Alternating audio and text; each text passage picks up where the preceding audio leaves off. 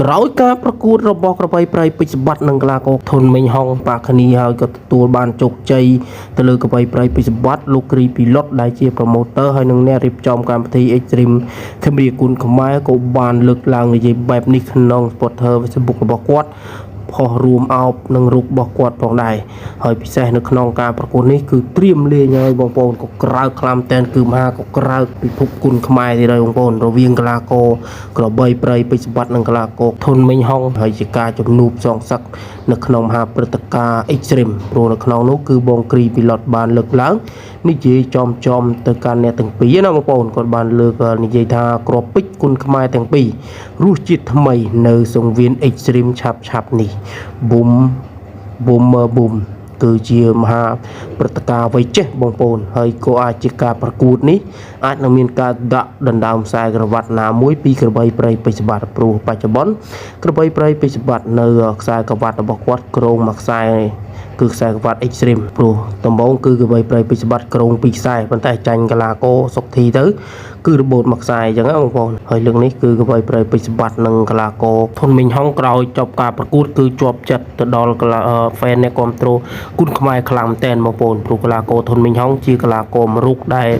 មិនសូវជាការប្រកួតមិនសូវល្បីល្បាញប្រហែលទេប៉ុន្តែឡើងសង្វៀនលើកនេះគឺប៉ះជាមួយពេជ្រសម្បត្តិគឺវាចេញអស់ពីសមត្ថភាពហើយក៏ជាការប្រកួតល្អមើលខ្លាំងតែនហើយជាការប្រកួតខំចេញម្រាមទៀតហើយការប្រកួតរបស់ក្របីប្រៃពេជ្រសម្បត្តិនិងកីឡាករធុនមីងហុងគឺបងប្អូនទាំងហើយគឺការប្រកួតគឺទឹកទី3គឺល្អខ្លាំងតែនក្នុងមហាព្រឹត្តិការណ៍សង្វៀនគ្រុឌហ្នឹងគឺកីឡាករធុនមីងហុងម៉ាត់ទៅលើកីឡាករក្របីប្រៃពេជ្រសម្បត្តិពេញចំគោលដៅអញ្ចឹងបងប្អូនគឺវាពេញខ្លាំងមែនតែនហើយកណ្ដាប់ដៃកីឡាករធុនមីងហុងក៏ល្អដែរបងប្អូនហើយឆ្នះជាប់ចិត្តទៅដល់ខាងបងគ្រីពីឡុតដែលជាអ្នករៀបចំក្នុងមហាព្រឹត្តិការណ៍ Extreme ធម្មរាគុណខ្មែរផងដែរឥឡូវនេះគឺអ្នកទាំងពីរហ្នឹងគឺត្រៀមឲ្យឆាប់នេះអាចជាការប្រកួតសងសឹកហើយក៏ជាការប្រកួតតាមខ្សែក្រវ៉ាត់ទៀតលើកទី1កីឡាករពេជ្រសម្បត្តិទទួលជោគជ័យប៉ុន្តែលើកទី2គឺមិនអាចទេបងប្អូនព្រោះកីឡាករធុនមីងហុងគឺល្អដៃដែរបងប្អូនប្រៃពេជ្រសម្បត្តិគឺវាម៉ាត់ទៅវិញទៅមកដោយទៅហៅខ្លាំតែនគូនេះគឺល្អគាត់ថាខានមើលការប្រកួតល្អអញ្ចឹងយូរបងប្អូនមើលជាក់គឺដល់ពេលការប្រកួតប៉ះគូអញ្ចឹងល្អម្ដងគឺល្អខ្លាំងតែនគុណខ្មែរប៉ះគុណខ្មែរបងប្អូនព្រោះមានការម៉ាត់ទៅម៉ាត់មកមិនឲ្យ fan អ្នកគាំទ្រគុណខ្មែរខកចិត្តខំនងពីការប្រកួតអញ្ចឹងហើយគូនេះបើសម្រាប់ admin គឺប៉ះគ្នាម្ដងទៀតនៅក្នុងមហាព្រឹត្តិការណ៍ Extreme នេះគឺអាចនឹងកងចេញម្រាមទៀតបងប្អូនឬក៏កងធំព្រោះសម្រាប់ fan អ្នកគាំទ្រគុណខ្មែរគឺចង់ឃើញ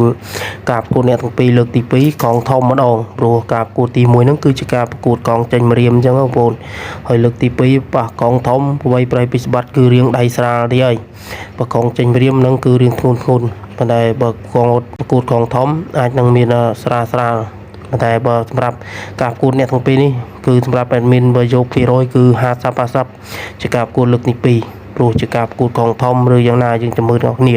ហើយអាចជាការប្រកួតតាមខ្សែក្រវ៉ាត់ទៀតធានាថាក៏ក្រើកពីគូនេះដឹងតែ fan អ្នកគាំទ្រគុណខ្មែរតាមដាន3ផ្សែងទៀតហើយបងប្អូនធានាថាក៏ក្រើកហើយតែមានតែព័ត៌មានប៉ុណ្ណេះចែកជូនបងប្អូនអ្នកមកថ្មីកុំភ្លេចចុច subscribe អ្នកផងចេះដឹងដើម្បីបានព័ត៌មានថ្មីពី channel រង New ចែកជូនបងប្អូនទស្សនាជារៀងរាល់ថ្ងៃ